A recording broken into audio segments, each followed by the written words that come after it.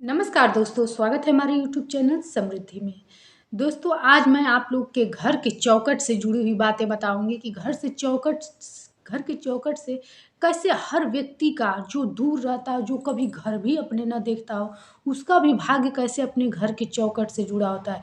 एक बात मैं उन लोगों के लिए ज़रूर कहना चाहूँगी कि जो लोग घर छोड़ कर के रेंट पर रहते हैं, किराए पर, वो कभी तीज त्योहार को ऐसा ना समझें कि उनको उनके पितर याद नहीं करते होंगे, उनको उनके कुल देवता याद नहीं करते होंगे।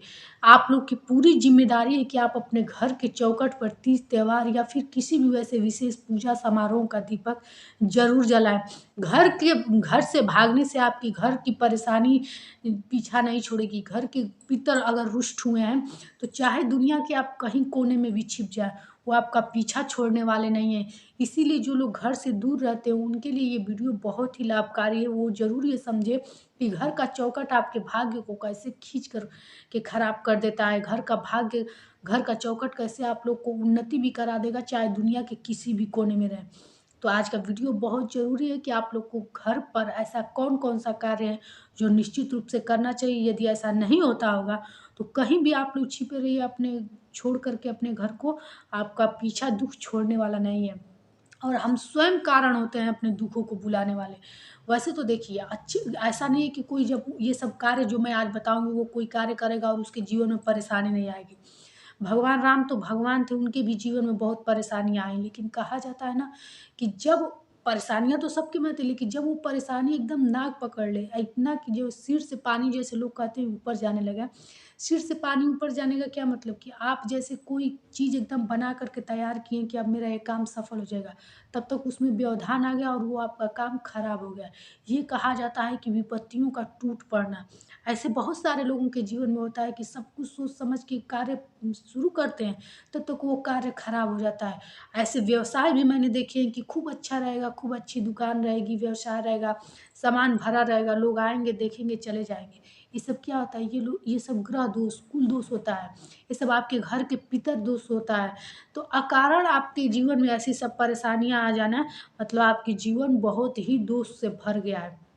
तो चलिए, कौन-कौन से ऐसे कार्य हैं जो आप अपने जीवन में निश्चित रूप से कीजिए, चाहे किराए पर भी रहते हो तो उन कार्यों को करते रहिए, ताकि आपके घर का, देखिए, किराए पर रहने वाले लोगों को तब तक ये चीज़ों को करना पड़ेगा जब तक कि वो अपना स्वयं का घर ना बनवा लें। स्वयं के घर बनवाने से क्या होता है, जब आप लोग देखे होंगे कि नया घर बनता है, तो चौखट को वहाँ बाँधा जाता है, मतलब वहाँ गृह प्रवेश जब कराया जाता है, तो सारे पितर वगैरह को बुलाया जाता है। गृह प्रवेश की पूजा में यही होता है, आपके कुल देवता, आपके पितर को बुलाया जाएगा। तो जब आपके चौखट पे वो लोग आ जाएँगे, तो अब आप जो भी कार्य इस घर में करेंगे, उनको उनकी पूजा मिलती रहेगी। और जब तक ये आपका घर नहीं है, तो आपका चौखट नहीं है, तो आपको अपने चौखट पे जाकर के ये सब पूजा पाठ करना पड़ता है। इसीलिए अपने घर को छोड़ने से पहले ये सब चीज़ें ध्यान रखें कि क्या-क्या ऐसे करें, जिससे आपके कुल देवता का आशीर्वाद, अपने पितर का आशीर्वाद मिलता रहे। भगवान तो जहाँ जाएँगे रहेंगे, लेकिन पितर आपके किराए के मकान में नहीं आएँगे, वो अपने ही चौखट पे आएँगे। इसलिए इन सब बातों का ध्यान रखिए। एक आप लोग से रिक्वेस्ट है कि हमारी वीडियो आप लोग खुद सोचिए दोस्तों, राक्षसों का ऐसा व्यवहार होता है। वीडियो जब तक हम समझाएँगे नहीं, आप लोग को लगता होगा कि मेरी वीडियो बड़ी हो जाती है। तो जब तक आप लोग पूरी तरह से उसको समझेंगे नहीं, सहमत नहीं होंगे, तो वो उपाय आप लोग करेंगे नहीं, और जब वो उपाय करेंगे नहीं, तो मेरे वीडियो से आप लोग को लाभ होगा नहीं। इसीलिए मैं कोई भी बात आप लोग को तोड़ करके समझाती हूँ, ताकि वो बातें आप लोग समझ लीजिए, तब उस उपाय को कीजिए पूरा विश्वास के साथ। और जानते हैं ना, विश्वास में ही हम लोग सिर्फ पत्थर को मान करके देवता ही पूजा करते हैं ना, तो विश्वास से ही हम सब जगत में अपना मनोकामना पूर्ण करते हैं। और जहाँ विश्वास नहीं है, श्रद्धा नहीं है, आस्था नहीं, वहाँ कुछ नहीं है। तो हमारी वीडियो यदि आप लोग को अच्छी लगती है दोस्तों, तो एक लाइक कर दिया कीजिए, क्योंकि आपके लाइक से हमको भी अच्छा लगता है, हमारा भी विश्वास होता है कि हमारा जो ज्ञान है वो लोगों को अच्छा लगता है, और लोगों को जो भी परेशानियाँ हैं उससे उनको निकलने के लिए उपयोगी भी है। तो सब्सक्राइब कर दीजिएगा, ताकि समृद्धि के मेरा हमेशा का ये काम है कि आप लोगों से मैं कहूँ, बाकी तो आप लोग को अच्छा लगेगा तो लाइक करेंगे। सबसे पहली चीज़ आज यहाँ ये बताना चाहूँगी कि आपके घर की महिला, पुरुष जो भी, आप अगर अपने घर में अकेली भी रहती हो, तो शाम के समय, जो कि गोधूली बेला कहा जाता है, जो कि संधि काल कहा जाता है, जब जैसे जैसे अंधेरा होता है, काली शक्तियाँ वैसे वैसे जागृत होती हैं, क्योंकि अंधेरे में ही उनकी शक्ति बढ़ती जाती है। तो जैसे गोधूली बेला हो, वैसे ही अपने घर में आप एक दीपक जरूर प्रज्वलित कर दें।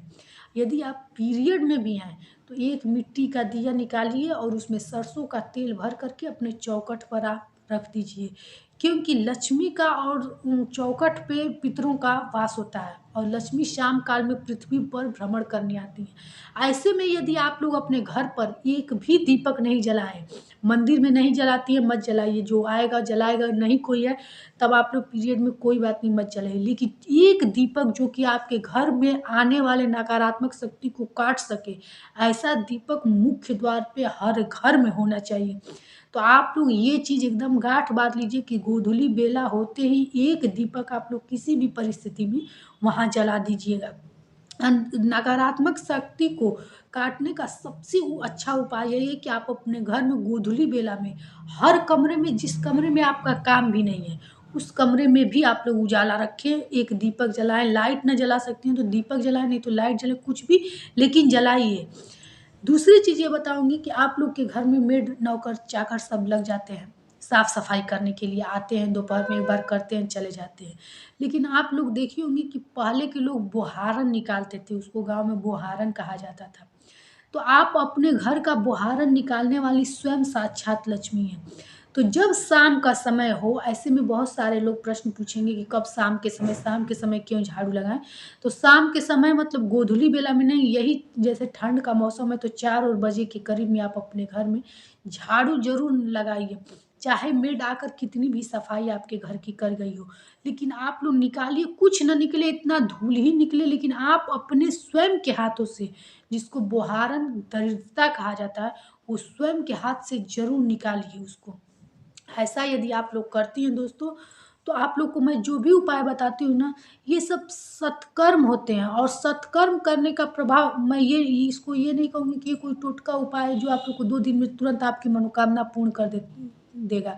लेकिन इतना जरूर है कि जो आपका ये काम बनते बनते बिगड़ जाता है, पितृदोष लगता है, कोई भी काम करने जाएंगे सफलता नहीं मिलेगा, उसमें नोक झोंक या तमाम तरह की परेशानियां आएंगी, ये सब आपके जीवन में विपत्तियां नहीं आएंगी। जितनी आमदनी होगी उतना ही आपका खर्च भी होगा, उसमें आपका पैसा बचेगा भी। विपत्तियां तो ऐसी होती हैं कि जो कि आपके करोड़ों करोड़ों रुपए की आमदनी को भी धूमिल कर देंगी, इतनी विपत्तियां आएंगी।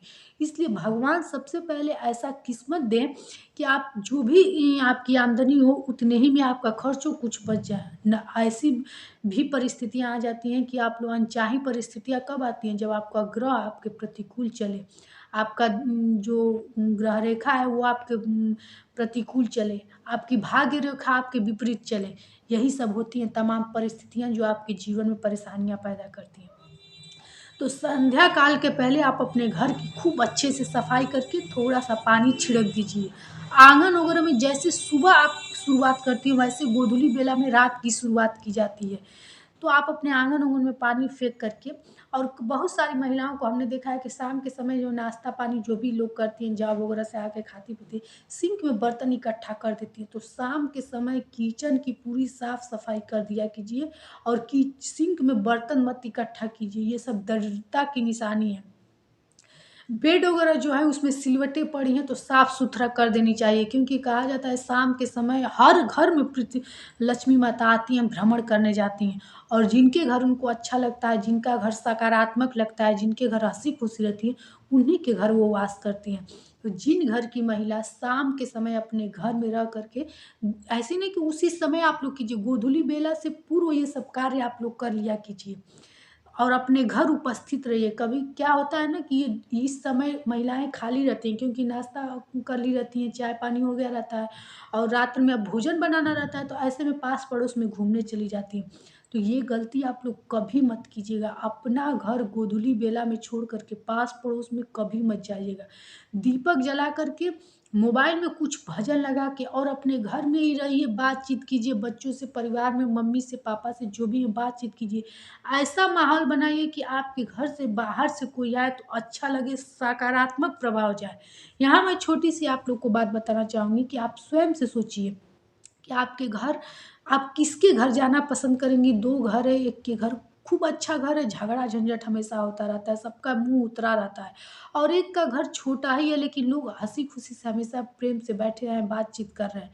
तो आप स्वयं से सोचिए किसके घर जाना पसंद करेंगी। उसी तरह माँ लक्ष्मी भी होती हैं। यदि आपका घर कम आमदनी वाला ही है लेकिन प्रेम के साथ सबका चेहरा खिलखिलाता है, तो आप ही के घर वास करेंगी माँ लक्ष्मी। इसलिए अपने घर को जितना भी सकारात्मक हो और शाम के समय खुशहाल हो, उतना बनाना चाहिए। यहाँ तक कि शाम के समय बच्चों का भी रोना लोगों को कहा जाता है कि चुप कराते हैं कि शाम का समय अगर वो रोते हैं तो ये अच्छा नहीं माना जाता है।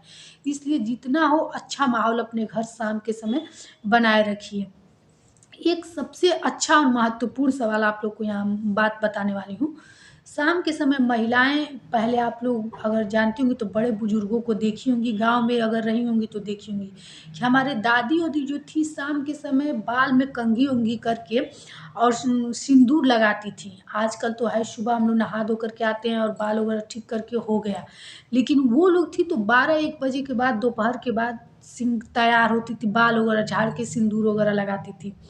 तो इसका ये मतलब होता है कि शाम के जब समय जब पृथ्वी पर माता उतरती हैं लक्ष्मी माता, तो हम महिलाओं को ही लक्ष्मी का रूप माना जाता है। तो ऐसे में आप लोग सबसे पहले अच्छा साफ-सुथरा कपड़ा पहन करके और बाल वगैरह जो बिखरा रहता है, उन सबको अच्छा करके सिंदूर लगा लिया कीजिए।